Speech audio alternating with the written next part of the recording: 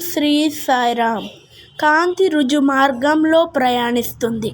ఈ విషయం మనం ఈ సైన్స్ ఎక్స్పెరిమెంట్ ద్వారా తెలుసుకోవచ్చు.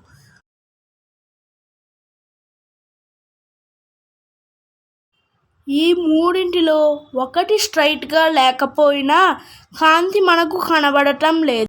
మరి అలాగే మనం భగవంతుని దర్శించాలంటే మన ఆలోచనలు, మాటలు, పనులు ఒక్కటిగా ఉండాలి.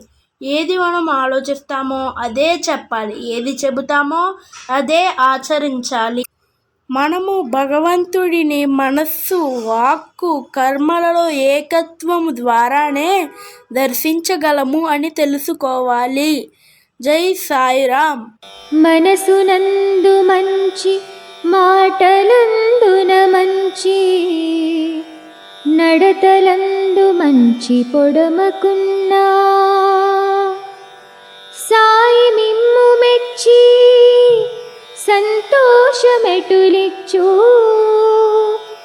చెప్పరయ్య మీరే ఒప్పుకొందు.